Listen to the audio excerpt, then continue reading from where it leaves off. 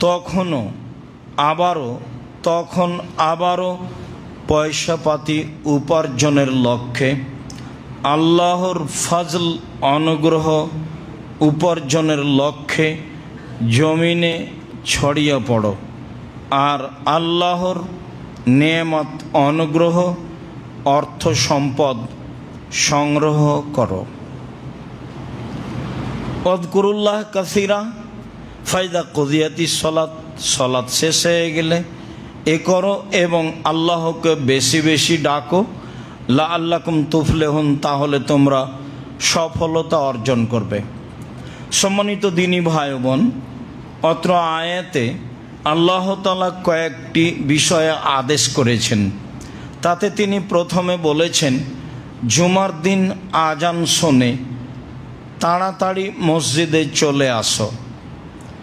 তিনি আরও বলেছেন যে ক্রয় বিক্রয় ছেড়ে দাও। তিনি আরও বলেছেন সালাত শেষ হলে আবারও ক্রয় বিক্রয় উপার্জনে ঝাঁপিয়ে পড়ো।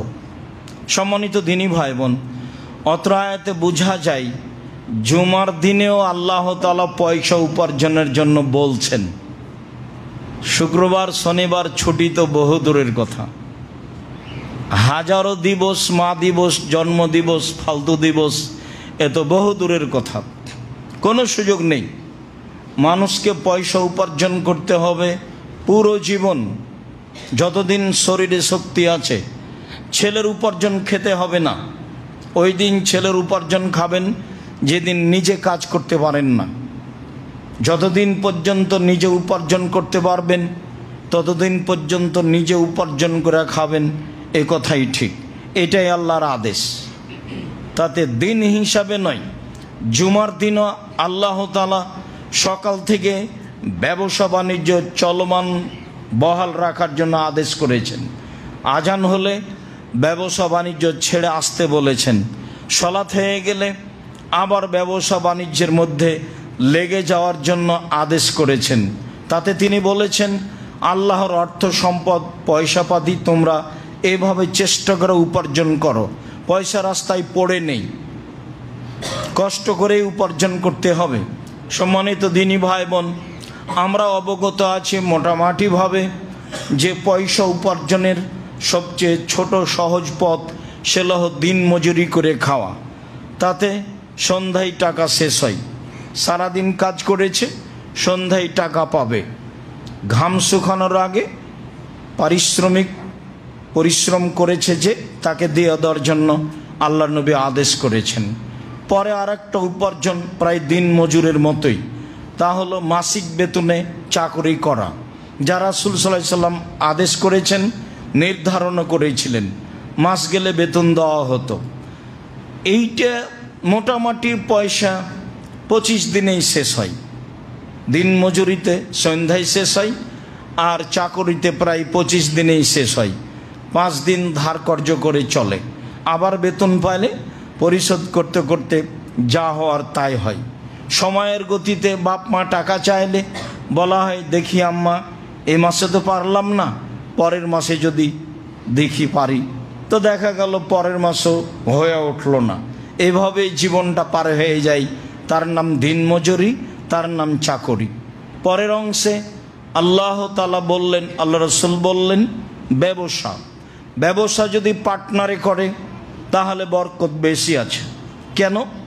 2 জন মিলে ব্যবসা করলে তৃতীয় জন আল্লাহ থাকেন। 10 জন মিলে করলে 11তম আল্লাহ থাকেন। তবে এটা খুব কঠিন, রিস্ক। একজন যদি 10 টাকা আর একজনের অগোচরে সরিয়ে দেয়, তখন আল্লাহ বলেন, ঠিক আছে, আমি তোমাদের ব্যবসার সাথে আর পার্টনার হিসাবে থাকলাম না, তোমাদের কাজ তোমরাই করো। তখন গন্ডগোল লেগে যায়, শেষ পর্যন্ত মামলা, আরও কিছু। আর যদি স্বাভাবিকভাবে ব্যবসা করে, তখন আল্লাহ রাসূল বললেন, আত-তাজির আস-সাদিক ইয়াকুনু ইয়াউমাল কিয়ামাহ মা শাহুদা সিদ্দিকিন।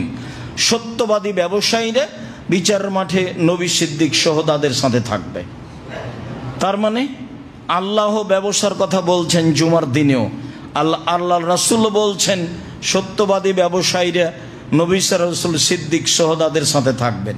তিনি আরও বললেন, দেখো, আর তিজারাত মাল কিদ ওয়াল হালাফ, ব্যবসায় অনেক সময় মিথ্যে কথা চলে আসে, কসম চলে আসে। ফাসুবহু বিসাদকা, তোমরা দান করে এটা মিটিয়ে দাও। রাসূল সাল্লাল্লাহু আলাইহি সাল্লাম ব্যবসার কথা বলছিলেন এভাবে, আল্লাহ তাআলা ব্যবসার কথা বলেছেন এভাবে। তবে জমি চাষের জায়েজ। রাসূল সাল্লাল্লাহু আলাইহি সাল্লাম জমি চাষের যন্ত্রপাতি দেখে বলেছেন, এতে অন্তর শক্ত হয়ে যায়, মানুষ ভীরু হয়ে যায়, মানুষ সমাজে প্রয়োজনে নামতে পারে না। জমি চাষ জায়েজ, তবে তিনি পছন্দ করেননি। তবে আল্লাহ এবং আল্লাহ রাসূল যা বলেছেন তাতে ব্যবসা করে খেতে হবে, এটাই সবচেয়ে উপার্জনের পথ উত্তম। আর আমি আপনাকে বলেছি প্রয়োজনে চকলেট দিয়ে ব্যবসা করতে হবে। আমি আসলে মূলত চকলেট দিয়ে ব্যবসা করতে বলিনি, আমি বলেছি ছোট থেকে ছোট, কম থেকে কম পয়সার ব্যবসা। তাহলে আপনাকে ঋণ লোন নিতে হবে না। ব্যাংকে কোটি টাকা লোন নিয়ে বড় ব্যবসায়ী আপনি সাজবেন, ছেলে মেয়ের বইয়ের জন্য কোটি টাকা দামের শাড়ি কিনবেন, 550 টাকা দামের আইসক্রিম কিনবেন, ব্যাংকে কোটি কোটি টাকা পাই। এ ব্যবসার 5 পয়সা দাম নাই, শেষে 16 আনাই মিছে। সম্মানিত দিনী ভাই বোন, বলছিলাম অত্র আয়াতে আল্লাহ তাআলা ব্যবসা বাণিজ্য ছেড়ে দিয়ে জুমার দিনে আসতে বলেছেন। সালাত শেষ হলে আবারও ব্যবসা বাণিজ্যে নেমে যাওয়ার জন্য আদেশ করেছেন। তাতে তিনি বলেছেন, তোমরা অর্থ সম্পদ পয়সাপাতি উপার্জন করো, এটা আল্লাহর আদেশ। বসে থেকে পয়সা উপার্জন হয় না, সবাইকেই পয়সা উপার্জনের পিছনে জোরালো প্রাণপণে চেষ্টা করতে হবে, কেননা এটা আল্লাহর আদেশ। বসে কোনোদিন খাওয়ার চেষ্টা করবেন না, ছেলেমেয়ের অর্থ সম্পদ খাওয়ার দিন চেষ্টা করবেন না, ভুল হিসাব। বলছিলাম সম্মানিত দিনী ভাই বোন, আজানের বিবরণ। মুআবিয়া রাদিয়াল্লাহু তাআলা আনহু বলেন, রাসূল সাল্লাল্লাহু আলাইহি সাল্লাম বলেছেন, আল মুআযিনুনা আনাকান নাসি ইয়াউমাল কিয়ামা আতওয়ালান নাস আনাকান ইয়াউমাল কিয়ামা। যারা আজান দেয় বিচারের মাঠে তারা সবচেয়ে বেশি সম্মানী হবে। হাদিস বুখারী মুসলিম। অত্র হাদিসে হুবাহু বলেছে মুয়াজ্জিন যারা আজান দেয় তাদের কাঁধ উঁচু হবে, মানে তারা সবচেয়ে বেশি সম্মানী হবে বিচারের মাঠে। এই কথা রাসূল সাল্লাল্লাহু আলাইহি সাল্লাম বলেন। হাদিস বুখারী মুসলিম। সালাতের জন্য মানুষকে ডাকা হয় আজানে, এই জন্যই হয়তোবা বেশি মর্যাদা, বা এখানে আল্লাহকে সম্মান করা হয়, অনেক শব্দ আছে, এ কারণে বেশি মর্যাদা হতে পারে। আবু সাঈদ খুদরি রাদিয়াল্লাহু তাআলা আনহু বলেন, রাসূল সাল্লাল্লাহু আলাইহি ওয়াসাল্লাম বলেছেন, লা ইয়াসমাউ মাদা সাউতিল মুআযযিন ইনসুন ওয়ালা জিন্নুন ওয়ালা শাই ইল্লা শাহাদাল্লাহু ইয়াউমাল কিয়ামা। শোনে না মুয়াজ্জিনের শব্দ কোনো জিন, কোনো মানুষ, কোনো জড় বস্তু, সব কিছুই বিচারের মাঠে তার পক্ষে সাক্ষী দিবে। হাদিস বুখারী মুসলিম। সম্মানিত দিনী ভাই বোন, অত্র বুখারী মুসলিমের হাদিসে রাসূল সাল্লাল্লাহু আলাইহি ওয়াসাল্লাম বলেন, যারা আজান দেয় বিচারের মাঠে তাদের পক্ষে সাক্ষী দিবে মানুষ, তাদের পক্ষে সাক্ষী দিবে জিন, তাদের পক্ষে সাক্ষী দিবে জড় বস্তু, সাই, যা কিছু আছে, জীবজন্তু, কীটপতঙ্গ, পদার্থ, জড় পদার্থ, সব কিছু তার পক্ষে সাক্ষী দিবে। এই কথা মুহাম্মদ সাল্লাল্লাহু আলাইহি সাল্লাম বলেন। হাদিস বুখারী মুসলিম। আবু হুরায়রা রাদিয়াল্লাহু তাআলা আনহু বলেন, রাসূল সাল্লাল্লাহু আলাইহি ওয়াসাল্লাম বলেছেন, আল মুআযযিন ইগফার লাহু মাদা সাউতিহি ওয়া ইয়াসহুদু লাহু কুল্লু রাতবিন ওয়া ইয়াবিস। যারা মুয়াজ্জিন তাদেরকে ক্ষমা করা হবে তার কণ্ঠ যতদূর পর্যন্ত যাবে, বা যারা আজান দেয় ওর কণ্ঠ যতদূর পর্যন্ত যাবে সব কিছুই তার জন্য ক্ষমা চাইবে। সাথে সাথে আল্লাহ রাসূল বলেন, সাক্ষী দিবে তার পক্ষে কুল্ল রাতবিন ওয়া ইয়াবিস, যত শুষ্ক বস্তু আছে, যত তাজা বস্তু আছে। আগেকার হাদিস, সব কিছুই তার পক্ষে সাক্ষী দিবে তার কণ্ঠ যত দূর যাবে। মধ্যে একটা কথা বলে রাখি, হয়তো আপনার মনে আছে, আমরা হজের তালবিয়ার ব্যাপারে বলছিলাম, যখন মানুষ বলে লাব্বাইক আল্লাহুম্মা লাব্বাইক মামিন মুসলিমিন ইলাব্বিল লাব্বা মানে আমিনাহি ওয়ান শিমালিহি, যখন লাব্বাইক বলে তখন তার ডানে বামে যা কিছু আছে, মাটি পাথর বাড়ি ঘর সব কিছুই লাব্বাইক বলে। তারপরে তারটা শুনে তারপরে তারপরে তারপরে সারা পৃথিবী তার সাথে লাব্বাইকে জড়িয়ে পড়ে, এই কথা মুহাম্মদ সাল্লাল্লাহু আলাইহি সাল্লাম বলেন। অত্র হাদিসে জীবজন্তু কীটপতঙ্গ পদার্থ জড় পদার্থ জড় বস্তু সব কিছুই যত দূর পর্যন্ত তার কণ্ঠ যায় সব কিছুই তার পক্ষে কথা বলবে বিচারের মাঠে, এ কথা মুহাম্মদ সাল্লাল্লাহু আলাইহি সাল্লাম বলেন। এবং সব কিছুই তার জন্য আল্লাহর দরবারে ক্ষমা চাইবে, এ কথা মুহাম্মদ সাল্লাল্লাহু আলাইহি সাল্লাম বলেন। তিনি আরও বলেন আল্লাহুম্মা সাল্লি আজরে মান সাল্লা, ওর আজানে যত মানুষ সালাত আদায় করবে সবাই মিলে যত নেকি পাবে, মুয়াজ্জিন একাই তত নেকি পাবে, এ কথা রাসূল সাল্লাল্লাহু আলাইহি সাল্লাম বলেন। আমরা বুঝছিলাম আজান দেওয়ার ফজিলত মর্যাদা। আবু হুরায়রা রাদিয়াল্লাহু তাআলা আনহু বলেন, রাসূল সাল্লাল্লাহু আলাইহি ওয়াসাল্লাম বলেছেন, লাউ ইয়ালামুন নাসু মা ফিন নিদায় ওয়া সাফিল আউয়ালে লাম ইয়াজিদু ইল্লা ইস্তাহিমু আলাইহি লাস্তাহামু। মানুষ যদি জানতো আজান দিলে কি নেকি আছে, মানুষ যদি জানতো যে সালাতে প্রথম কাতারে দাঁড়ালে কি নেকি আছে, তাহলে মানুষের লটারি করা ছাড়া কোনো পথ থাকতো না। সবাই বলতো আজান দিব, সবাই বলতো প্রথম কাতারে দাঁড়াবো, তাহলে সমাধা কি? বলে সমাধা লটারি। আব্দুর রাজ্জাক সাহেব, একাধিক দিন আপনার বক্তব্য শুনেছি লটারি হারাম। জি, লটারি হারাম, কাবিরা গুনাহ। কেউ যদি বলে আসো জুয়া খেলি, তাহলে তাকে কাফারা দিতে হবে। খেলেইনি, খালি বলেছে আসো খেলি। অবাক, পৃথিবীতে দুইটা পাপ আছে, না করেই মানুষ পাপী। তার একটা হচ্ছে কেউ যদি কাউকে বলে আসো জুয়া খেলি, লটারি ও জুয়া। কেউ যদি কাউকে বলে আসো জুয়া খেলি, তাহলে তাকে 10 জন মিসকিনকে 12.5 কেজি 100 কেজি করে 12.5 কেজি চাউল দিতে হবে। খালি বলেছে, খেলেনি। ঠিক অনুরূপী একজন মহিলা সাজগোজ করে পুরুষের পাশ দিয়ে হেঁটে যাচ্ছে, তখন আল্লাহ রাসূল বলছেন সে ব্যভিচারিণী, ও ব্যভিচারিণী, ও ব্যভিচারিণী, অথচ জেনা করেইনি। আপনাদেরকে খুব সাবধানে থাকতে হবে। কিয়ামত যত সন্নিকটে হবে তত মেয়েদের অবস্থা দুর্বল হবে। রাসূল সাল্লাল্লাহু আলাইহি সাল্লাম বলেছেন, একজন মহিলার পিছনে 50 জন 70 জন হাজারো লাখো পুরুষ মহিলা ধাওয়া করবে একজন পুরুষের পিছনে। তারা অবৈধ সম্পর্ক রাখবে।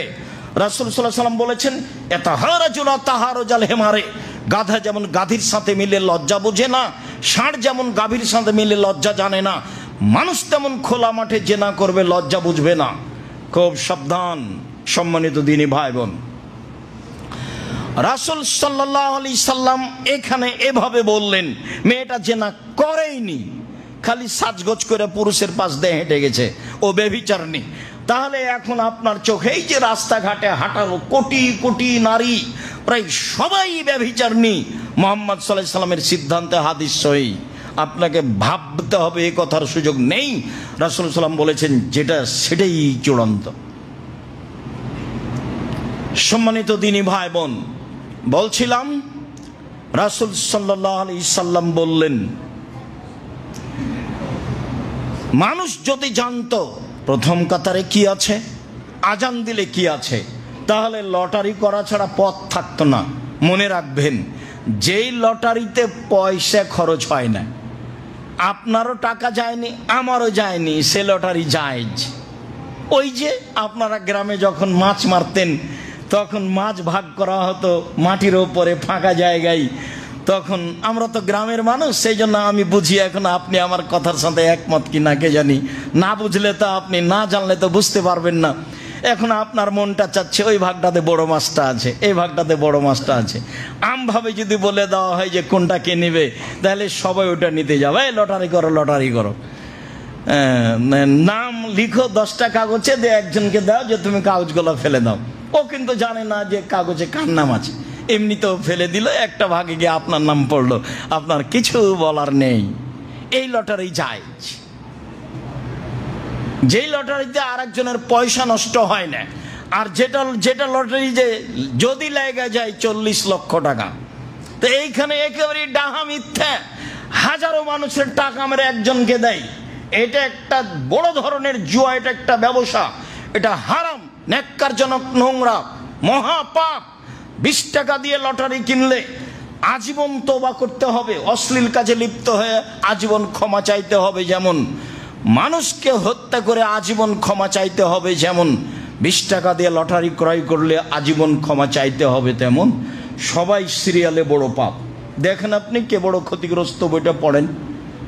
বই পুস্তক কিনবেন, আমি খালি বললেই কিনবেন, কিনে দিয়ে দিবেন রাস্তাঘাটে, অন্য জায়গাতে, মসজিদে, যেখানে আমরা যেতে পারি না সেখানে দিবেন, সহযোগিতা করবেন দিনের, তাহলে আপনি কিছু নেকি পাবেন। দেখেন লটারি মহা পাপ। তো রাসূল সাল্লাল্লাহু আলাইহি ওয়াসাল্লাম বলছেন লটারি ছাড়া কোনো পথ থাকতো না, যে লটারিতে পয়সা খরচ হয় না, কাউকে প্রতারণা দেওয়া হয় না, সে লটারি জায়েজ। এরপরে তিনি বললেন লা ইয়ালামুনা ফিত তাহজিরে, মানুষ যদি জানতো জোহরের সালাতে কি আছে, লাস্তাবাকু ইলাইহি, তাহলে দৌড়িয়ে জোহরের সালাত আদায় করতে যেত। মানুষ যদি জানতো মাহফিল আতামাতে ওয়াসসুবহে, এশার সালাত আদায় করলে কি হয় আর ফজরের সালাত আদায় করলে কি হয়, তাহলে লাতাহুম আলাউ কানা হাবুয়ান, হামাগুড়ি দিয়ে হলেও যেত। স্বাভাবিকভাবে যদি যেতে না পারে তো হামাগুড়ি দিয়েও হলে যেত, যদি জানতো ফজরের সালাতে কি আছে আর এশার সালাতে কি আছে। এই দুইটা সালাতই আমাদের জন্য বেশি ভারী, বিশেষভাবে ফজর। সালাতের অভাব নাই, তাসবিহ তাহলিলের অভাব নাই, কিন্তু ফজরের সালাতে নেই। প্রায় মানুষ ফজরের সালাতে নেই। যেটা বারবার বলেছি সেটাই মনে রাখতে হবে, রাত 10টায় ঘুমিয়ে যেতে হবে, যে কোনো মূল্যে, যে কোনো মূল্যে রাত 10টায় ঘুমিয়ে যেতে হবে, রাত 3টায় উঠবেন, আপনিও শান্তি পাবেন আর আল্লাহকে ডাকা হবে। কেননা আপনার জন্যই আল্লাহ নেমে এসেছেন প্রথম আকাশে। আপনি যদি কিছু না বলেন তো উনি নেমে আসলেন যে, আপনার সাথে কথা বলার জন্য তিনি সপ্তম আকাশ থেকে প্রথম আকাশে নেমে এসেছেন। কেন আপনি উঠবেন না, একটু কিছু বলবেন না? 2 রাকাত সালাত আদায় করে একটু কিছু বলেন, যেটা চান সেটা একটু কিছু বলেন, বলা উচিত। উনি তো শোনার জন্য এসে আছেন। সম্মানিত দিনী ভাই বোন, আব্দুল্লাহ ইবনে উমর রাদিয়াল্লাহু তাআলা আনহু বলেন, রাসূল সাল্লাল্লাহু আলাইহি ওয়াসাল্লাম বলেছেন, ইযা কালাল মুআযযিন আল্লাহু আকবার ফাকালা আহাদুকুম আল্লাহু আকবার, মুয়াজ্জিন যখন বলে আল্লাহু আকবার, অতবার তোমাদের শ্রোতা কোনো ব্যক্তি বলে আল্লাহু আকবার, সুম্মা কালা আশহাদু আল্লা ইলাহা ইল্লাল্লাহ ফাকালা আশহাদু আল্লা ইলাহা ইল্লাল্লাহ, তো শ্রোতাও বলে আশহাদু আল্লা ইলাহা ইল্লাল্লাহ, সুম্মা কালা আশহাদু আন্না মুহাম্মাদুর রাসূলুল্লাহ, মুয়াজ্জিন বলল এটা, তো শ্রোতা বলল আশহাদু আন্না মুহাম্মাদুর রাসূলুল্লাহ, তারপর মুয়াজ্জিন বলল হাইয়া আলাস সালাহ, তখন শ্রোতা বলল লা হাওলা ওয়ালা কুওয়াতা ইল্লা বিল্লাহ, বাহ্যিকভাবে আন্তরিকভাবে নড়াচড়া করার কোনো শক্তি নাই তোমার শক্তি ছাড়া। আবার মুয়াজ্জিন বলল হাইয়া আলাল ফালাহ, কল্যাণের জন্য আসো। আগের বাক্য সালাত আদায় করতে আসো, পরের বাক্য কল্যাণের জন্য আসো। আবার আপনি বললেন লা হাওলা ওয়ালা কুওয়াতা ইল্লা বিল্লাহ, বাহ্যিকভাবে আন্তরিকভাবে নড়াচড়া করার কোনো শক্তি নেই তোমার শক্তি ছাড়া।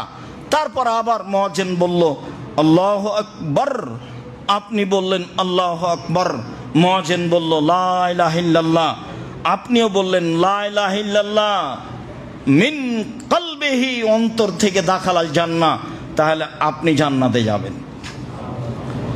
মুয়াজ্জিনের কথা এখানে কিছু বলা হয়নি, বলা হয়েছে আমি আর আপনি যারা পিছে পিছে আছে। আব্দুর রাজ্জাক সাহেব, আমি যেখানে থাকি একসাথে 50টা আজান হয়। আচ্ছা যাক, আপনি চেষ্টা করবেন একটা আজানের উত্তর দেওয়া, না হয় পাশে যেটা আছে সেটা চেষ্টা করবেন, চেষ্টা করা লাগবে, তাছাড়া এমনি হয় না। আমি নিজে একাধিক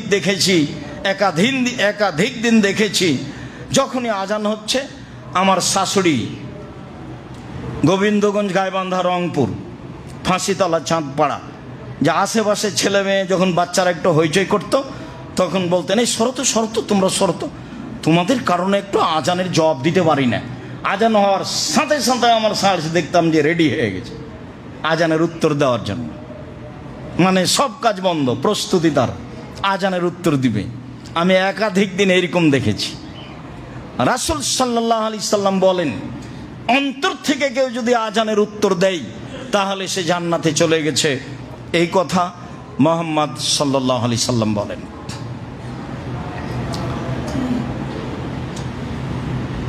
আব্দুল্লাহ ইবনে আমর ইবনে আস রাদিয়াল্লাহু তাআলা আনহু বলেন, রাসূল সাল্লাল্লাহু আলাইহি সাল্লাম বলেছেন, এজা সামিতুমুল মুআদ্দিনা ফাকুলু মিসলা মা ইয়াকুলু। পৃথিবীর মানুষ, যখন তোমরা মুয়াজ্জিনকে শুনবা আজান দিতে, তখন মুয়াজ্জিন যা বলে তোমরা তা বলো। পৃথিবীর মানুষ, যখন তোমরা মুয়াজ্জিনকে আজান দিতে শুনবে, তখন মুয়াজ্জিন যা বলে তোমরা তা বলো। যখন আজান শেষ হয়ে যাবে, সাল্লু আলাইহা, আমার উপরে দুরূদ পড়ো। সাল্লু আলাইয়া, তোমরা আমার উপরে দুরূদ পড়ো। আদেশ, প্রথম আদেশ, মুয়াজ্জিন যা বলে তোমরা তা বলো, তবে লা হাওলা ওয়ালা কুওয়াতা ইল্লা বিল্লাহ, এটা মনে রাখতে হবে। দ্বিতীয় আদেশ, আজান শেষ হয়ে গেলে আমার উপরে দুরূদ পড়ো, দুরূদে ইব্রাহিম। পরের বাক্যে তিনি বলছেন, মান সাল্লা আলাইয়া সালাতান সাল্লাল্লাহু আলাইহি বিআশারান, কেউ যদি আমার উপরে একবার দুরূদ পড়ে তাহলে আল্লাহ তাআলা তার উপরে 10 বার রহমত বর্ষণ করেন, তার প্রতি দয়ার দৃষ্টি দেন। তাহলে আজানের উত্তর সাথে সাথে শেষ হলে আগে দুরূদ পড়তে হবে, দুরূদে ইব্রাহিম। এরপরে বলছেন, সুম্মা সাল্লাল্লাহু আলাইহিল ওয়াসিলা, এরপরে জান্নাতে একটা দামি জায়গা আছে, সেটা আমার জন্য চাও। জান্নাতে একটা দামি জায়গা আছে, সেইটা আমার জন্য চাও। শোনো, লা তামবাগি ইল্লা লিআবদিন মিনাল ইবাদ, সেই জায়গাটা আল্লাহর কোন বান্দার জন্য শোভনীয় নয়, মাত্র একজন। মনে রেখো, সেই দামি জায়গাটা পৃথিবীর কোন মানুষের জন্য শোভনীয় নয়, তবে মাত্র একজন। ওয়া আরজু আন আনা হুয়া, আমি আশা করছি আমি তিনি। আমি আশা করি আমি সেই ব্যক্তি যে দামি জায়গাটা পাবো। পৃথিবীর কারোর জন্য সেই জায়গা নয়, মাত্র একজন। আমি আশাবাদী সেই জায়গার মালিক আমি। পৃথিবীর মানুষ, শুনে রেখো, মান সালাল্লাহ লিয়াল ওয়াসিলা, যে ব্যক্তি আমার জন্য এই দামি জায়গা চাইবে, আল্লাহ তাআলা শাফাত, বিচার মাঠে আমার সুপারিশ তার জন্য জরুরি হয়ে যাবে। ওরা যখন আমার জন্য বলেছে আল্লাহ এটা মুহাম্মদকে দিয়ে দাও, তখন আমি বলেছি ঠিক আছে, এই কারণে আমি তোমার জন্য সুপারিশ বিচারের মাঠে করবই। জাবের রাদিয়াল্লাহু তাআলা আনহু বলেন, রাসূল সাল্লাল্লাহু আলাইহি ওয়াসাল্লাম বলেছেন, মান কালা হিনা ইয়াসমাউ নিদা, আজান শেষে আজান শুনে যে ব্যক্তি বলল, আল্লাহুম্মা রাব্বা হাযিহি দাওয়াতি তাম্মা ওয়া সালাতিল কায়েমা, হে এই পূর্ণ আহ্বানের প্রতিপালক, এই প্রতিষ্ঠিত সালাতের প্রতিপালক, শোনো, আতি মুহাম্মাদানিল ওয়াসিলা ওয়াল ফাদিলা, মুহাম্মদ সাল্লাল্লাহু আলাইহি সাল্লামকে দামি জায়গাটা দিয়ে দাও। আল্লাযী ওয়াদাহু, যেটা তুমি দেওয়ার ওয়াদা করেছো। আমি একজন সাধারণ মানুষ বলছি, তুমি মুহাম্মদ সাল্লাল্লাহু আলাইহি সাল্লামকে দামি জায়গাটা দিয়ে দাও, যেটা তুমি দিয়ে দেওয়ার ওয়াদা করেছো, অতএব সেটা দিয়ে দাও। তাহলে হাল্লাত লাহু শাফাত ইয়াউমাল কিয়ামা, এইভাবে আল্লাহকে বললে আমি তার জন্য বিচারের মাঠে জান্নাতে নিয়ে যাওয়ার ব্যাপারে সুপারিশ করবই। তাহলে তো খেয়াল করে থাকতে হবে। হোমসি খেলে আজান পার হয়ে যাচ্ছে এমনটা হবে না। যা হয়েছে হয়েছে। সম্মানিত দিনী ভাই বোন, অতীতের দিন নিয়ে আর হিসাব নেই। আজ থেকে নতুনভাবে চালু করতে হবে জীবন। আজান হওয়ার সাথে সাথে প্রস্তুত থাকতে হবে। আজানের উত্তর দিতে হবে। উত্তর শেষ হলে দুরুদ পড়তে হবে। দুরুদ শেষ হলে এই দোয়া পড়তে হবে, আল্লাহুম্মা রাব্বা হাযিহিদ দাওয়াতিত তাম্মা ওয়া সালাতিল কায়মা আতি মুহাম্মাদানিল ওয়াসিলা ওয়াল ফাদিলা ওয়াবাসুহু মাকামাম মাহমুদানিল ওয়াদা। দামি জায়গা দিয়ে দাও, ওয়াদা করেছো দিয়ে দাও। দামি স্থান দিয়ে দাও, যেটা ওয়াদা করেছো সেটা দিয়ে দাও। উল্লেখ্য যে যারা বলে দারাজাতার রাফিয়া, এটা বিদাতি শব্দ হাদিসে নেই, বায়াহিকর বর্ণনা ঠিক নয়। বল মানজিলাতার রাফিয়া, এটা বিদাতি শব্দ হাদিসে নেই। যখন বলবো দারাজাতার রাফিয়া বল মানজিলাতার রাফিয়া, তখনও মানে পরকাল হারিয়ে গেছে, জাহান্নাম যেতে বাকি আছে, মরলেও তো বেদাতটা তো কবুল হবে না। ইবাদত ধর্ম অত সহজ নয়। ধর্ম একজনের কথা দিয়ে চলে, যার নাম মুহাম্মদ সাল্লাল্লাহু আলাইহি সাল্লাম। যেই ধর্মে এক গিলাস পানি পান করলে 5টা বিধান লাগে, সেই ধর্মে আজানের উত্তর মানুষের বানানো চলে না। সব ফজরের সালাত আসসালাতু খায়রুন মিনান নাম বলার পরে সাদ্দাকতা ওয়া বারাকতা এই শব্দ ব্যবহার করা যাবে না। এগুলো সব মিথ্যা বানাওয়াট কথা। আসসালাতু খায়রুন মিনান নাম আপনাকে বলতে হবে। একামতের জবাবে আকামাল্লাহু আদামাহা বলা যাবে না, হাদিস ঠিক নয়। আজানও যা একামতও তাই, আজানও যা একামতও তাই। আজানের উত্তর দিবেন, একামতের উত্তর দিবেন। মুয়াজ্জিন যা বলে, মুয়াজ্জিন যা বলে সেটা আপনি বলবেন। সম্মানিত দিনী ভাই বোন, এইভাবে অতিরিক্ত শব্দ বলা, ইন্নাকা লা তুখলিফুল মিয়াদ, তুমি ওয়াদা খেলাপ করবে না, এইটুকু বর্ণনা ঠিক নয়। বলা থেকে বিরত থাকতে হবে। আজানের আগে কোনো শব্দ ব্যবহার করা যাবে না। আপনারা উঠুন, আজানে ঘুমের চেয়ে আজান উত্তম। আজানের পূর্বে কোনো শব্দ ব্যবহার করা যাবে না। আজানের পূর্বে মানুষকে জাগানোর জন্য কোরআন তেলাওয়াত করা যাবে না। আজানের পূর্বে মানুষকে সতর্ক করার জন্য হামনাত গাজাল কোনো কিছু ব্যবহার করা যাবে না। সব হারাম, সবই বেদাত, মুখ খুলতে পাবে না। আল্লাহু আকবার বলার পূর্বে বিসমিল্লাহ চলে না। আপনারা উঠেন, ঘুমের চেয়ে আজান ও সালাত উত্তম, এই কথা তো বহু দূরের কথা। আল্লাহু আকবার বলার পূর্বে বিসমিল্লাহ চলে না। আল্লাহু আকবার এত পাওয়ারফুল শব্দ, সেইখানে আপনি কি করে বলতে পারেন আপনারা উঠেন, ঘুমের চেয়ে সালাত উত্তম? কি করে হতে পারে? সারা পৃথিবীর মানুষ যদি বলে, সারা পৃথিবীর মানুষই বেদাতি।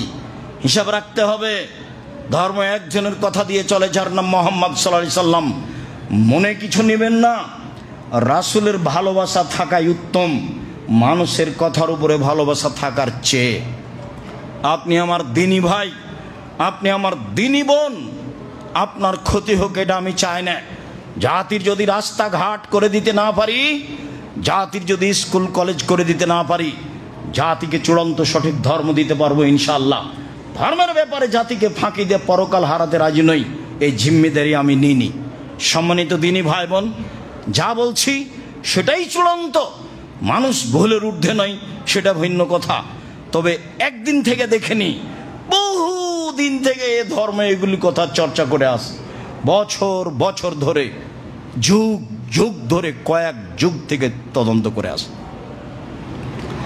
সম্মানিত দিনী ভাই বোন, আবু হুরায়রা রাদিয়াল্লাহু তাআলা আনহু বলেন, রাসূল সাল্লাল্লাহু আলাইহি ওয়াসাল্লাম বলেছেন, মান সামিআন নিদা সুম্মা কালা, কেউ যদি আজান শুনে তারপরে বলে, আশহাদু আল্লা ইলাহা ইল্লাল্লাহু ওয়াহদাহু লা শারীকা লাহু ওয়া আশহাদু আন্না মুহাম্মাদান আবদুহু ওয়া রাসূলুহু, আমি সাক্ষ্য দিচ্ছি আল্লাহ ছাড়া কোনো মাবুদ নেই, তার শরীক নেই। আমি সাক্ষ্য দিচ্ছি মুহাম্মদ আল্লাহ রাসূল এবং তার বান্দা। রাজিতু বিল্লাহি রাব্বান, আমি প্রতিপালককে রব হিসাবে মেনে নিয়েছি। অবে মুহাম্মাদিন রাসূলান, মুহাম্মদকে রাসূল হিসাবে মেনে নিয়েছি। অবিল ইসলামে দীনান, দিন ইসলামকে আমার ধর্ম হিসাবে মেনে নিয়েছি। তো গফিরা লাহু জামবহু, তাহলে তার সব পাপ ক্ষমা। ওয়াজাবাত লাহুল জান্নাহ, তার জন্য জান্নাত জরুরি। বলছিলাম যে আজানের উত্তর সাথে সাথে দিয়ে যেতে হবে। আজান শেষ হলে দুরুদে ইব্রাহিম পড়তে হবে, তারপরে আগের দোয়াটি পড়তে হবে, আল্লাহুম্মা রাব্বা হাযিহি দাওয়াতি তাম্মা। তারপরে এই দোয়াও পড়তে পারেন, আশহাদু আল্লা ইলাহা ইল্লাল্লাহ, যার শেষে রাজিতু বিল্লাহি রাব্বান অবে মুহাম্মাদিন রাসূলান অবিল ইসলামে দীনান। এই দোয়া পড়তে পারেন, ফলাফল জান্নাত। সাথে সাথে যত অতিরিক্ত শব্দ রয়েছে সব থেকে বিরত থাকতে হবে, সাবধান থাকতে হবে। আল্লাহ তুমি আমাদের বুঝে আমল করার তৌফিক দান করো, আল্লাহুম্মা আমিন।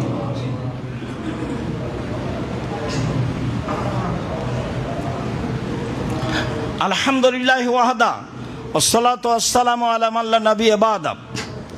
আনাস রাদিয়াল্লাহু তাআলা আনহু বলেন, কানা নবী সাল্লাল্লাহু আলাইহি সাল্লাম ইগুরে জাতালাল ফজর। আল্লাহর নবী যখন কোনো শত্রুদের উপরে আক্রমণ করতেন, শত্রু যখন প্রস্তুত থাকত বিরোধিতা করার জন্য, তখন তিনি শত্রুর উপরে আক্রমণ করলে ফজরের সালাতের সময় করতেন। যখন ফজরের আজান হবে, কানা ইস্তামিউল আজানা, কোনো এলাকায় গেলে ফজরের টাইমে আগে কান লাগিয়ে শুনতেন যে কেউ আজান দিচ্ছে নাকি। ফাইন সামিয়া আজানান আমসাকা, আজান শুনতে পেলে সেই গ্রামের উপরে এলাকার উপরে আক্রমণ করতেন না, তাদের প্রস্তুতি থাকলেও। ফাসামিয়া রাজুলান কালা আল্লাহু আকবার আল্লাহু আকবার। হঠাৎ এক গ্রামে গিয়েছেন, শুনলেন আল্লাহু আকবার আল্লাহু আকবার। তখন তিনি বললেন আলাল ফিতরা, লোকটি তাওহীদের উপরে রয়েছে, একাত্মবাদের উপরে রয়েছে। আবার শুনলেন আশহাদু আল্লা ইলাহা ইল্লাল্লাহ। তখন আল্লাহ রাসূল বললেন খারাজতা মিনান নার, তুমি জাহান্নাম থেকে বের হয়ে গেছো। তুমি যে বললে আমি সাক্ষ্য দিচ্ছি আল্লাহ ছাড়া কোনো মাবুদ নেই, এই কথাতে তুমি জাহান্নাম থেকে বের হয়ে গেছো। লোকটাকে কথা বললেন। এরপর সাহাবীগণ বললেন ফাই নাজারু ইলাইহি, সবাই দেখলো সেকে সেকে, কার কথা আল্লাহ রাসূল বলছে? ও দেখি ফাইজাহ রায় মেজান, দেখি ছাগলের রাখাল। সকালে সকালে ছাগল নিয়ে এসেছে বা মাঠেই ছিল, ছাগলের রাখাল সালাত আদায় করবে, তাই আজান দিচ্ছে। তখন আল্লাহ রাসূল বললেন যে তুমি জাহান্নাম থেকে মুক্তি পেয়ে গেছো, আজান দিয়েছে সেই জন্য। উকবা ইবনে আমির রাদিয়াল্লাহু তাআলা আনহু বলেন, রাসূল সাল্লাল্লাহু আলাইহি সাল্লাম বলেছেন ইয়া জাব রাব্বুকা মিন রায়ে গানামিন আলা রাসে সাজিয়াতে জাবালিন। শোনো উকবা ইবনে আমির, তোমার প্রতিপালক না রাখালের আজানে খুশি হয়ে গেছেন।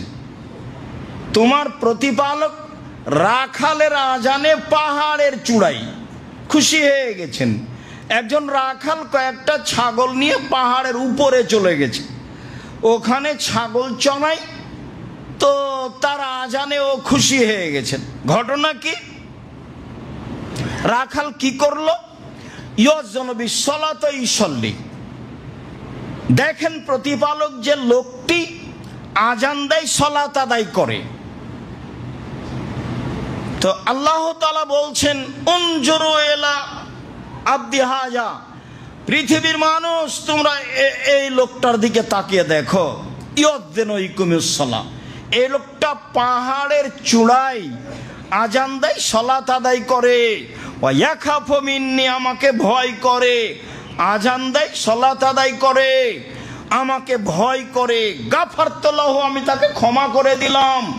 আদখালতুল জান্নাহ, আমি তাকে জান্নাতে দিয়ে দিলাম।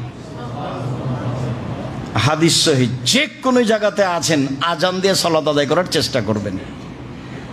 আর দুই ওয়াক্তে একসাথে পড়লে এক আজান দুই একামত, সম্ভবপর আজান দিয়ে সালাত আদায় করবেন। মাঠে হোক, ঘাটে হোক, বাড়িতে হোক, যেখানে হোক না কেন, যেখানেই হোক না কেন, পাহাড়ের চূড়ায় আজান দিয়ে সালাত আদায় করছে। আব্দুল্লাহ ইবনে উমর রাদিয়াল্লাহু তাআলা আনহু বলেন, একটা লোক এসে বলছে আল্লাহ রাসূল ইন্নাল মুআজ্জিনিনা ইয়াবযুলুনা, সব নেকি তো মুআজ্জিনরাই নিল। যেভাবে আপনি বললেন তাতে সব নেকি কার? মুআজ্জিনের, ওরাই তো সব নিল। আমরা যেটা বুঝছি সাহাবীগণ সেটা বলছেন। আল্লাহর নবী মুআজ্জিনেরা তো সব নেকি নিয়ে দিল, তো কি করবো আমরা? তখন আল্লাহ রাসূল বলছেন, শোনো শোনো শোনো, এই যা সামিতুমুল আযানা কুলু মিসলা মা ইয়াকুলুল মুআজ্জিন, মুআজ্জিন যখন বলে, মুআজ্জিন যা বলে তুমিও তাই বলো, মুআজ্জিন যা বলে তোমরা তাই বলো। ফাইজান তাহাইতা সালতুতা, আজান শেষ হয়ে গেলে চাও, যা চাইবে তাই দেওয়া হবে। আজান শেষ হয়ে গেলে চাও, যা চাইবে তাই দেওয়া হবে। আজান শেষ হয়ে গেলে চাও, যা চাইবে তাই দেওয়া হবে। তাহলে সাথে সাথে আমি উত্তর দিয়েছি। তারপরে দুরুদে ইব্রাহিম পড়েছি, তারপরের দোয়া পড়েছি, তারপরের দোয়া পড়েছি। তাহলে এখনো আমার কিছু চাওয়ার সুযোগ আছে। আরো যা একাধিক হাদিসে প্রমাণিত হয়। আবু হুরায়রা রাদিয়াল্লাহু তাআলা আনহু বলেন, রাসূল সাল্লাল্লাহু আলাইহি সাল্লাম বলেছেন, লাইরদ্দ দোয়া বাইজানা আজানে আল ইকামা, আজান এবং একামাতের মাঝে দোয়া ফেরত দেওয়া হয় না। বহু বক্তব্যে বলা আছে আজান এবং একামাতের মাঝে দোয়া ফেরত দেওয়া হয় না। আজান এবং একামাতের মাঝে দোয়া ফেরত দেওয়া হয় না।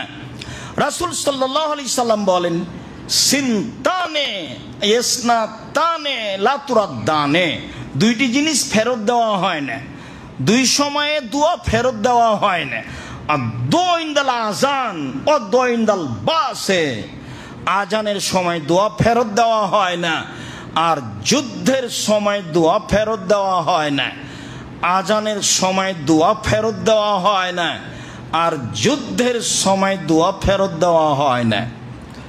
বদরের যুদ্ধ শুরু হয়েছে, আল্লাহ রাসূল হাত তুলে দোয়া করছেন লম্বা সময় ধরে। তাতে তিনি বলছেন,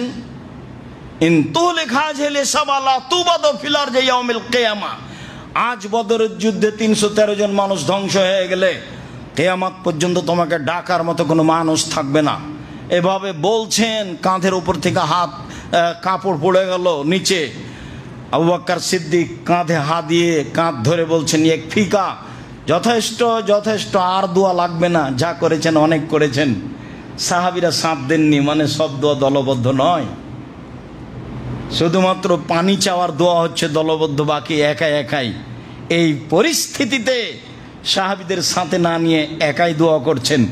আবার সবচেয়ে বিশিষ্ট সাহাবী বলছেন, আর লাগবে না, যা হয়েছে দোয়া করেছেন, যা এতেই যথেষ্ট হবে, ইনশাআল্লাহ আমরা সফল হব।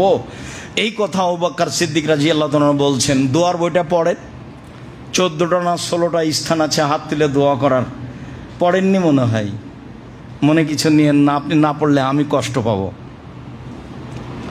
আপনার জন্য লেখা আছে 35টা হাদিস দেওয়া আছে হাত তুলে দোয়া করার। সলাতের উপরে বইটাতে দেওয়া আছে হাদিস, কতটি হাদিস আছে হাত তুলে দোয়া করার, কতটি স্থান আছে হাত তুলে দোয়া করতে হবে। হাত তুলে দোয়া করা একটা গুরুত্বপূর্ণ ইবাদত। ওই যে সেদিন বললাম আপনার হজের আলোচনায়, ইব্রাহিম আলাইহিস সালাম আহাল পরিবার রেখে গিয়ে হাত তুলে দোয়া করছেন। ইব্রাহিম আলাইহিস সালামের আহাল পরিবার ভালোবাসা ছিল না, এই কথা ঠিক নয়। আমি আপনি আহাল পরিবারকে যা ভালোবাসি তার চেয়ে বেশি ভালোবাসতেন। 90 বছরের বৃদ্ধ মানুষ একটা ছেলে পেয়েছেন, তাকে তিনি রেখে চলে যাবেন। রেখে যাওয়া অত সাধারণ ব্যাপার নয়, খুব কঠিন ব্যাপার। বৃদ্ধ বয়সে একটা সন্তান, দেখতে সুন্দর ঝকঝকে, শুধু সন্তান রেখে যেতে হবে না, বউ রেখে যেতে হবে, যেখানে মানুষজন নেই, ঘাস পাতা নেই, কোনো কিছু নেই, এরকম একটা নির্জন জায়গায় রেখে যেতে হবে। আদেশ হয়েছে তাই চলে যাচ্ছেন, নিরুপায় হয়ে দোয়া করছেন, পরিবারের কিছু অংশ রেখে দিলাম তোমার কাবা ঘরের পাশে, যেখানে মানুষজন নেই, ঘাস পাতাও নেই। হাত তুলে বলছেন, ওখানে তো কাবা ঘর নেই। বলছেন তোমার কাবা ঘরের পাশে, ওখানে তো কাবা ঘর নেই, কিছুই নেই। সেদিন একটা কথা থেকে গেছিল, মনে আছে কি না, যখন বারবার ফিরে আসছেন সাফা পাহাড় মারোয়ার পাহাড় থেকে, বাচ্চার অবস্থা দেখছেন, বাচ্চা ভাবছেন বাচ্চা মনে হয় পিপাসার কারণে মারা যাচ্ছে। এবার আসছেন 7ম বারের বারে, তখন বলছেন কি চান, কে কি প্রয়োজন, পানির। তখন ছেলের পায়ের আঘাতে পানি, জমজম পানি বের হয়নি, স্বয়ং জিবরাইল আলাইহিস সালাম পায়ের আঘাত দিয়ে জমজম পানি বের করেছিলেন। ওটা মিথ্যে কথা। ছেলের পায়ের আঘাতে জমজম পানি চালু হয়নি, ওটা মিথ্যে কথা। এই কথাটা সেদিন থেকে গেছিল। জিবরাইলের পায়ের আঘাতে তিনি জমজম পানি বের করলেন, পানি তো ওখানে প্রস্তুত আছে আগে থেকেই। রহস্যটা আল্লাহর হাতে। নইলে এখানে কেন তিনি বলবেন মসজিদে? ইব্রাহিম আলাইহিস সালাম রেখে দিলেন তার পরিবারকে জমজম কূপের উপর, কাবা ঘরের পাশে। জমজম কূপের উপর, কাবা ঘরের পাশে তো জমজম কূপ এখানেই আছে। আল্লাহ রাসূল বলছেন এভাবে। কারণ ইব্রাহিম আলাইহিস সালাম জানতেন, কিন্তু তো বলতে পারছেন না, এখনো কিছুর অর্ডার হয়নি, কিছু বলতেও বলা হয়নি। কত সমস্যা একটার পর একটার পর আছে। রেখে চলে গেলেন, কুরবানি হলো না, আবার আসলেন। তারপরে জিজ্ঞাসা করলেন বৌমাকে, বিবাহ হয়ে গেছে ছেলের, বললেন বাড়িতে আছে। বাড়ি থেকে বলল জি না। কোথায় গেছে? শিকার করতে গেছে। কখন আসবে? সন্ধ্যায় আসবে। কেমন আছো? খুব একটা ভালো নেই। ঠিক আছে, আসলে চৌকাঠ পরিবর্তন করতে বলিও আর সালাম দিতে বলিও। যে সন্ধ্যার সময় কি ব্যাপার, কে এসেছিল? যে একজন বৃদ্ধ মানুষ এসেছিলেন। কি বললেন? বললেন কেমন আছো? বললাম খুব একটা ভালো নেই। তিনি কি বললেন? বললেন যে ঠিক আছে, আসলে সালাম দিয়ে চৌকাঠ পরিবর্তন করতে বলিও। বলছে তিনি আমার আব্বা তোমাকে তালাক দিতে বলে গেছেন, তোমার উত্তর ভালো হয়নি, ইলহাকে এলাহালেক, তুমি তোমার বাপের বাড়ি চলে যাও। কত বড় সুন্দরী দেখারও সুযোগ নেই, কত বড় চাকরি করো সেটাও দেখার সুযোগ নেই, কোনো সুযোগ নাই। যাহাই বলিয়েছেন তাহাই হইবে। অনেক দিন পরে আবার বিবাহ দিয়েছে মায়ের, ছেলের বিবাহ হয়েছে। আবার আসলেন, দরজায় আওয়াজ করলেন, কে? বাড়িতে আছে? জি না। কোথায় গেছে? শিকার করতে গেছে। কখন আসবে? সন্ধ্যায় আসবে। কেমন আছো? আলহামদুলিল্লাহ ভালো আছি। এখন কথা বাড়ছে, কি খাও? গোশত আর পানি। এটা উত্তর। তখন এটা জিজ্ঞাসা করেননি, মানে ওই পর্যন্ত যাননি তিনি। যখনই বলেছে ভালো নেই, তখন আর বাকি নাই কথা। মানে কেমন আছো? খুব ভালো আছি। তখন বলেছেন কি খাও? বলে গোশত আর পানি। ঠিক আছে, আল্লাহ তোমাদের গোশত এবং পানিতে বরকত দেয়, আল্লাহ যেন বরকত দেয়। আসলে আমার সালাম দিও, চৌকাঠটা বহাল রাখতে বলিও। তো এই কথা বলে চলে গেলেন। যাওয়ার তাই হলো। বহুদিন পরে আবার এসে বলছে যে আব্বু কাবা ঘর তৈরি করতে হবে, আল্লাহ বলেছেন। একটার পর একটা আসছেন, সিরিয়া থেকে বা ইরাক থেকে বা কোথা থেকে, ফিলিস্তিন থেকে। সম্মানিত দিনী ভাই বোন, বলছিলাম রাসূল সাল্লাল্লাহু আলাইহি সাল্লাম যা বললেন আজানের উত্তরের ব্যাপারে এবং আজানের ব্যাপারে, আবু হুরায়রা রাদিয়াল্লাহু তাআলা আনহু বলেন রাসূল সাল্লাল্লাহু আলাইহি সাল্লামের সাথে আমরা একদা ছিলাম। তো বেলাল দাঁড়ালো, আজান দিল। আজান শেষে আল্লাহ রাসূল বললেন, শোনো, মান কানা হাদা ইয়াকিনান দাখালাল জান্নাহ। কেউ যদি আজানের উত্তর আল্লাহকে বিশ্বাস করে দেয় তাহলে জান্নাতে চলে গেছে। কেউ যদি আজানের উত্তর আল্লাহকে বিশ্বাস করে দৃঢ়তার সাথে দেয় তাহলে জান্নাতে চলে গেছে। এই কথা মুহাম্মদ সাল্লাল্লাহু আলাইহি সাল্লাম বললেন। আবু হুরায়রা রাদিয়াল্লাহু তাআলা আনহু বলেন রাসূল সাল্লাল্লাহু আলাইহি সাল্লাম বলেছেন, মান আযানা ইসনাতাইনে আশারা। কেউ যদি 12 বছর আজান দেয় তাহলে ওয়াজাবাত লাহুল জান্নাহ, সে জান্নাতে যাবেই। একজন সাহাবী বলছেন, আল্লাহ নবী আমাকে এলাকার মুয়াজ্জিন করে দেন, আমাকে এলাকার ইমাম করে দেন। তখন আল্লাহ রাসূল বলছেন, ঠিক আছে তোমাকে ইমাম করে দিলাম, তবে তুমি একটা মুয়াজ্জিন ঠিক করিও যে বেতন নেবে না। আজান বেতন ছাড়া দেওয়াই উত্তম। তবে আজান দিলে জীবিকা নির্বাহের অন্য পথ বন্ধ থাকে, তখন টাকা নিতে পারে, একটা বেতন নিতে পারে। তার প্রমাণে আবু বকর সিদ্দিক রাদিয়াল্লাহু তাআলা আনহু খলিফা নির্বাচনের পরে কাপড়ের বোঝা নিয়ে চলে যাচ্ছেন বাজারে। তোমার বলছেন কি ব্যাপার, আপনি বাজারে গেলে কাজ হবে কি দিয়ে? বলে আমি যদি বাজারে না যাই সংসার চলবে কিভাবে? বলে ঠিক আছে, আপনার ভাতা নির্ধারণ করা হবে, আপনি বাজারে গেলে হবে, কাজ তো করতে হবে। মানে ভাতা নির্ধারণ করা হলো। ওমরের ছিল, রাসূল সাল্লাল্লাহু আলাইহি ওয়াসাল্লাম এভাবে ভাতা নির্ধারণ করেছিলেন। আজান বিনা বেতনেই দেওয়া ভালো, তবে যদি তার না চলে তাহলে জনগণ দিবে, এটাই ভালো। বলছিলাম আনাস রাদিয়াল্লাহু তাআলা আনহু বলেন রাসূল সাল্লাল্লাহু আলাইহি ওয়াসাল্লাম বলেছেন, উতলবু এজাবাতাদ দুআয়ে। পৃথিবীর মানুষ তোমরা দোয়া কবুলের জায়গা খুঁজো, পৃথিবীর মানুষ তোমরা দোয়া কবুলের জায়গা খুঁজো।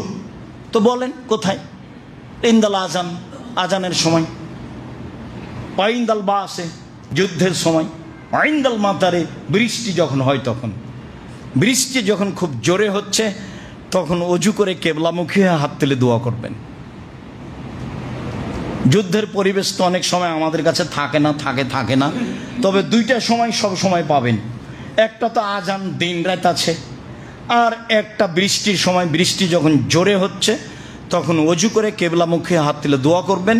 এই তিনটে সময়ে রাসূল সাল্লাল্লাহু আলাইহি সাল্লাম বললেন যে তোমরা দোয়া কবুলের জায়গা খুঁজো, দোয়া কবুলের জায়গা খুঁজো। তো বলেন সেই জায়গা কি? বলে সেটা আজানের সময়, সেটা বৃষ্টি হয় যখন তখন, সেটা যুদ্ধের সময়। মাখুল রাদিয়াল্লাহু তাআলা আনহু বলেন রাসূল সাল্লাল্লাহু আলাইহি সাল্লাম বলেছেন এই যে নুদিয়া লিস-সালাহ ফাতিহাত আবুল সামায়ে, যখন আজান দেওয়া হয় তখন আকাশের দরজা খুলে দেওয়া হয়। উস্তুজিবাত দুআও, যে দোয়া করা হয় সেটা কবুল করা হয়, যে দোয়া করা হয় সেটা কবুল করা হয়।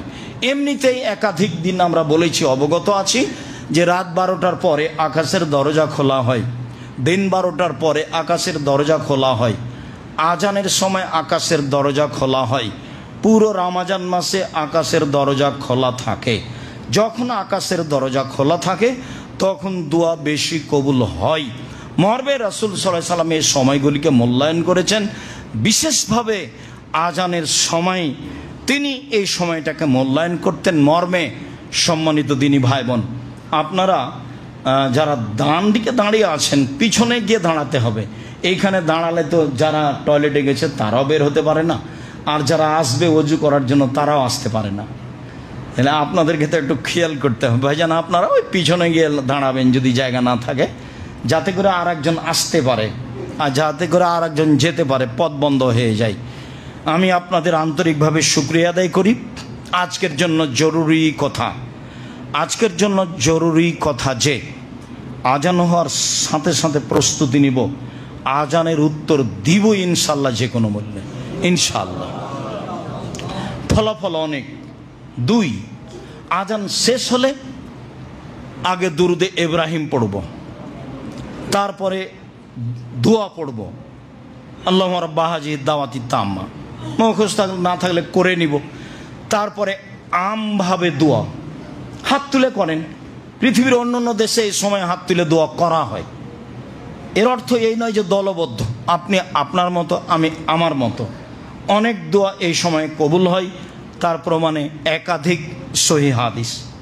জরুরি থেকে জরুরি যে অংশ তাতে হচ্ছে দারাজাতার রাফিয়া, এই বাক্য বলা যাবে না। ওই দোয়ার বইও দেওয়া আছে, উপদেশ বইও দেওয়া আছে, উপদেশে দেওয়া আছে আজান, তখন এই অংশ দেওয়া আছে। সলাতের বইও দেওয়া আছে এই অংশ, সলাতের বইয়ে দেখেন, উপদেশ বইয়ে দেখেন। তারপরে ইন্নাকা লা তুখলিফুল মিয়াদ, এই শব্দ বলা যাবে না। সারা দুনিয়ার মানুষ বললে আপনি বলবেন না, কেননা এটা রাসূল সাল্লাল্লাহু আলাইহি ওয়াসাল্লামের নয়। যেটা আসল সেটা ছেড়ে দেয় এখানে কেন?